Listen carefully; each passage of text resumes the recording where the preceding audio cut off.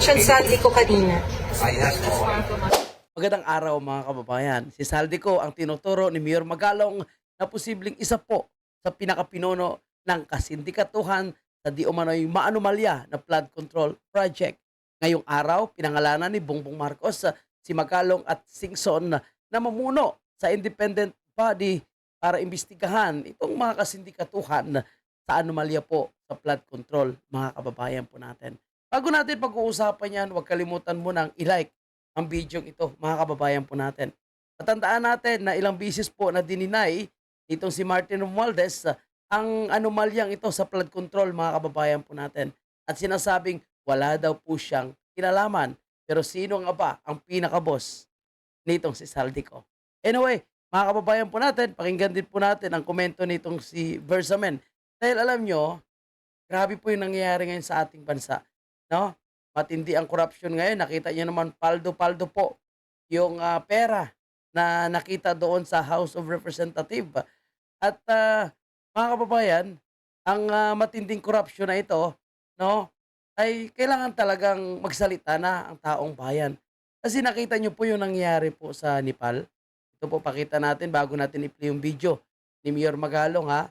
Sa mga viewers natin, huwag kalimutan i-like ang video sa taga-pakinig po natin. O tingnan niyo po yung Parliament Building, Parliament Building sa Nepal po ay sinunog. Ganon din po yung nangyari sa Indonesia, ganon din po yung nangyari sa Bangladesh.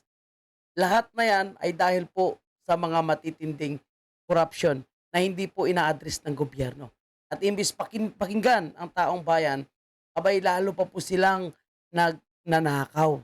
So ang sinasabi ni Bongbong Marcos, wala daw po siyang kinalaman dito.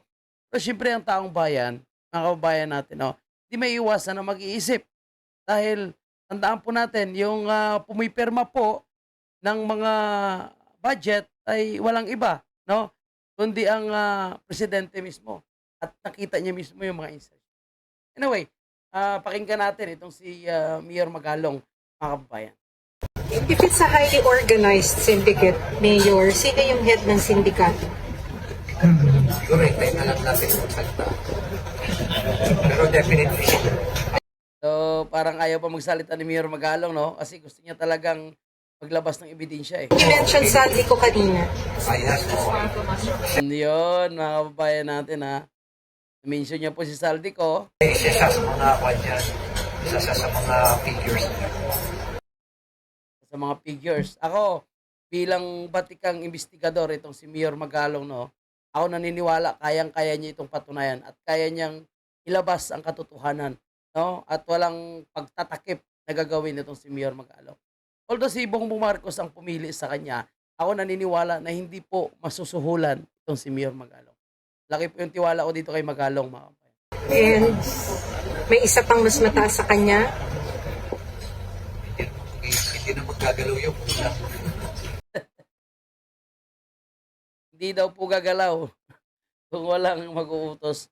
Matik yan, no?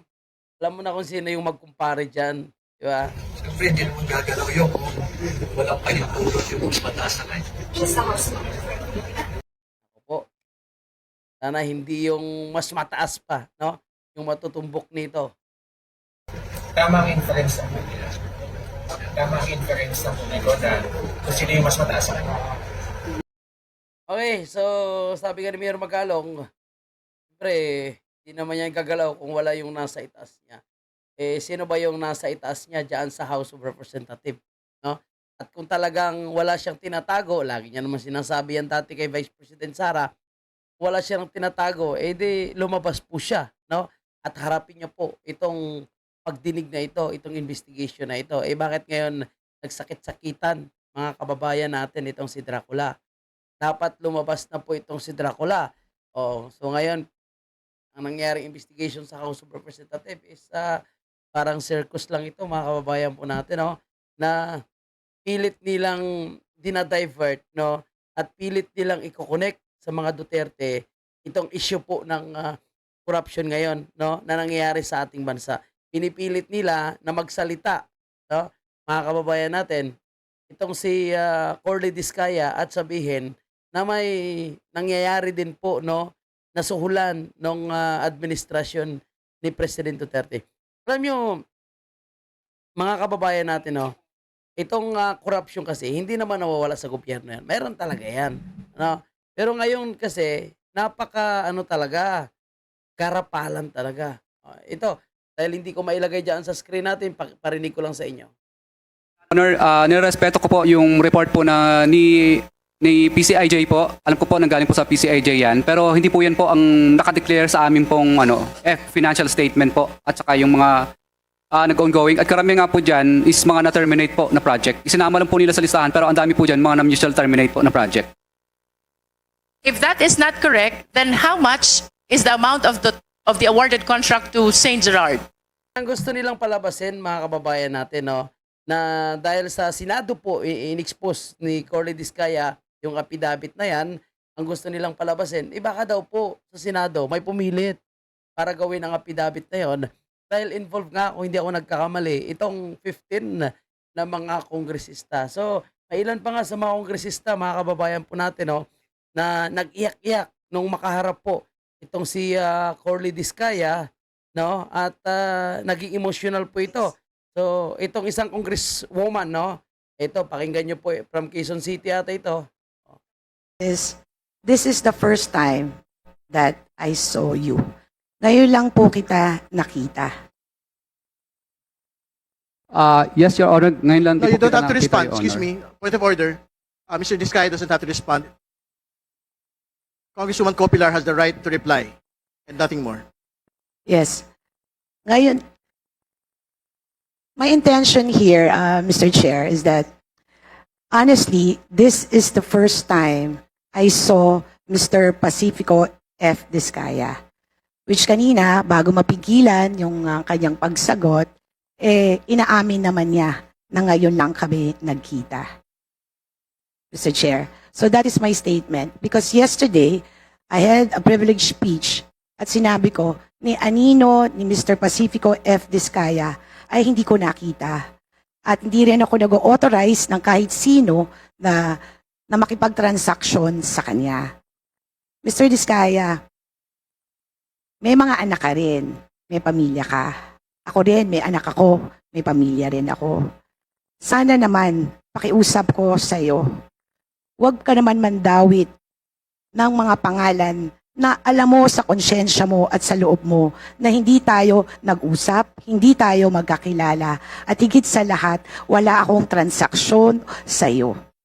Yun lang, Mr. Chair, gusto ko lang linawin. Kasi masakit. For so long, kapag binagit ko rin, mula sa pagiging kagawad ko hanggang naging congressman ako, wala akong record ng korupsyon. At para madawit at yurakan ang aking pangalan, hindi man gabundok na pera ang meron ako katulad ni Mr. Discaya. Pero kahit minsan, hindi ko inisip na pagnakawan ang mamamayan ko. Dahil ako naniniwala ako, nandito ako sa pwestong ito, hindi sa apelido ko, hindi sa kahit anumang meron ako, kundi ang aking sinseridad lamang na makapaglingkod ng tapat at buo sa mamayan ng aking distrito, Mr. Chair. So, yung pangalan niya, mga kababayan po natin, is Marivic Ko. Nung nag-asawa siya, naging Pilar. So, ano pala ito, no? Ay, mukhang kapamilya pala ito ni Saldico. So, kuwatan. Anyway, mga kababayan po natin, kayo pong bahala maghusga diyan kay Representative Marivic Co. Pilar na nagsasabing wala daw po siyang kinalaman sa pagnanakaw at sinasabing hindi niya daw po nakakausap itong si Corley Discaya at hindi daw po siya, no, ni minsan ay gumawa ng pagnanakaw at wala daw po siyang record ng pagnanakaw. Okay, no? Sinabi niya po 'yan, mga kababayan natin. At alam nyo, no, sa tagal-tagal natin na nagbibigay ng mga reaction videos, no, sa issue ng mga politika or politician, sa totoo lang, wala talagang umaamin na mga magnanakaw. Ang ginagawa pa po nila, madalas ay nagpaparatang doon sa mga inosente at gusto pang baliktarin ang mga pangyayari para sila po ay lalabas na malinis. O, yan po yung nangyayari ngayon. Kita nyo kay Saldico, kay Tambaluslos, na matagal na po yan sinasabi ni VP Sara na silang dalawa lang yung may hawak, no, ng pera ng taong bayan. Sinasabi ni Joel Villanueva na si Dracula ang inassign ni Tamba na nagbantay sa blood bank ng ating bansa. So nasaan na po si Dracula? O, pakinggan natin itong si Bersamin, mga kababayan po natin, na sinasabing stable daw po ang administrasyon ngayon ni Bongbong Marcos dahil parang sinasabi niya na nagkakaroon daw talaga ng corruption. So parang inaamin ni Bersamin na may corruption talaga, mga kababayan. You see what is happening right now about the flood control projects controversies between House and the Senate, sir? Well, I don't see any obstacles yet, because these are still resource persons speaking. So, I will leave the dynamics done sa dalawang houses of Congress because that is outside of our purview. This usually is made by reports about a lot of flood control projects listed, sir, those projects. You don't need to ask me that kasi like any other Bakit hindi mo sagutin? Magbigay ka ng komento. citizen, I am also concerned. I'll just leave it first to the bodies that are doing the investigation. But you're concerned, sir? Yes, of course. Sir, any update on the independent commission, sir? Yung independent commission, we may have some word from the president yet because he just arrived yesterday. Si Mayor Magalong daw po ba ay... I am not sure about that. So, independent commission, kompleto na po ba yung mga magiging member? Wala pa. We have to be quiet about that yet because the president has to give us the updates. Is there a timeline, sir? Dahil po nababahala ang Pangulo na may mga senators at congressmen na Hindi naman.